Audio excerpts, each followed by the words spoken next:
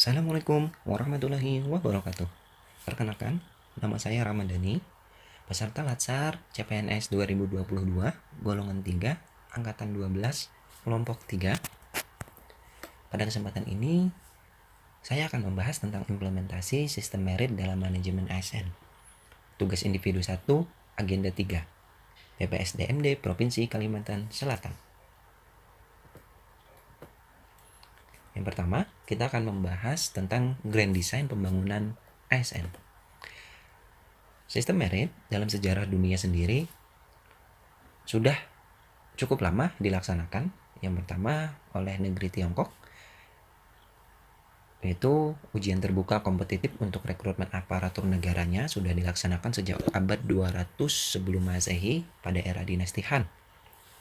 Selanjutnya di Amerika Serikat pada tahun 1883 dikeluarkan Pendleton Civil Service Reform Action yang mengamanatkan agar pengisian orang dalam jabatan di pemerintahan harus berdasarkan merit dan seleksi. Kemudian di Singapura sejak tahun 1959, Singapura telah mendirikan Public Service Commission untuk memastikan manajemen aparatur negara dilakukan berdasarkan prinsip merit dan imparsialitas. Selanjutnya, roadmap pembangunan ASN. Roadmap pembangunan ASN 2020 sampai dengan 2024 adalah menuju birokrasi berkelas dunia, world class government. Untuk mewujudkan smart ASN di tahun 2024, ASN harus memenuhi beberapa profil berikut ini. Yang pertama, memiliki integritas. Yang kedua, memiliki nasionalisme yang baik. Yang ketiga, memiliki profesionalisme yang baik. Yang keempat, memiliki wawasan global yang luas. Selanjutnya, memahami teknologi informasi dan juga cakap berbahasa asing. Kemudian hospitality yang baik, networking yang baik, dan juga entrepreneurship. Presiden Joko Widodo memberikan amanat, yaitu birokrasi harus melayani rakyat. Adapun amanat beliau sebagai berikut: saya tidak mau birokrasi pekerjaannya hanya sending-sending saja. Saya minta dan akan saya paksa bahwa tugas birokrasi adalah making delivered. Tugas birokrasi itu menjamin agar manfaat program dapat dirasakan oleh masyarakat. Presiden Joko Widodo, Minggu 20 Oktober 2019.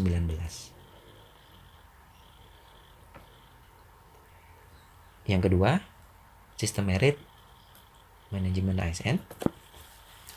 Menurut Undang-Undang Nomor 5 Tahun 2014 tentang Aparatur Sipil Negara, adapun yang melatar belakangi penerapan sistem merit di Indonesia, yang pertama, efektivitas pemerintahan yang kurang mendukung. Selanjutnya, reformasi untuk mewujudkan birokrasi yang efisien dan efektif, bersih dan akuntabel, serta melayani dengan baik. Kemudian, perubahan manajemen ASN sebagai upaya percepatan pelaksanaan reformasi birokrasi. Kemudian, tujuan untuk mewujudkan ASN yang berkualitas, kompeten, netral, berintegritas, dan berkinerja tinggi. Dan yang terakhir, adapun amanat menjadikan ASN sebagai profesi yang berkualitas, merubah manajemen SDM aparatur dari sistem karir ke sistem merit, mengutamakan pengisian JFT melalui seleksi terbuka. Yang selanjutnya, membentuk komisi aparatur sipil negara untuk mengawasi pelaksanaan sistem merit. Selanjutnya, sistem merit menurut Undang-Undang ASN. Yang pertama, pengertian. Sistem merit merupakan kebijakan dan manajemen ASN yang berdasarkan pada kualifikasi, kompetensi, dan kinerja yang diberlakukan secara adil dan wajar dengan tanpa diskriminasi. Adapun tujuan dari sistem merit sendiri adalah merekrut ASN yang profesional dan berintegritas. Kemudian juga menempatkan mereka pada jabatan-jabatan birokrasi pemerintah sesuai dengan kompetensinya. Yang kedua, mempertahankan ASN melalui pemberian kompensasi yang adil dan layak. Ketiga, mengembangkan kemampuan ASN melalui bimbingan dan diklat. Keempat, melindungi karir ASN dari politisasi dan kebijakan yang bertentangan dengan prinsip merit.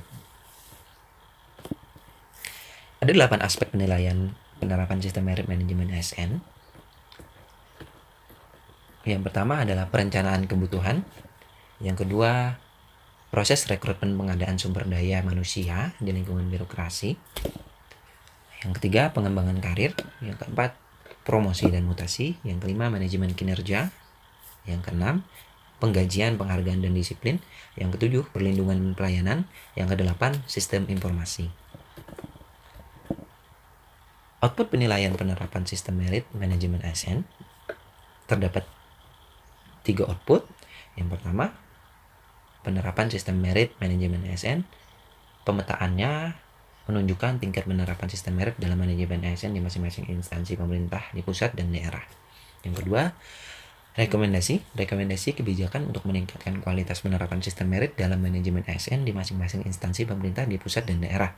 Yang terakhir, yang ketiga, penyempurnaan kebijakan fungsi KSN atau Komisi Aparatur Sipil Negara dalam pengendalian dan pengawasan penerapan sistem merit di lingkungan instansi pemerintah. Demikian, terima kasih. Kurang dan lebihnya mohon maaf. Assalamualaikum warahmatullahi wabarakatuh.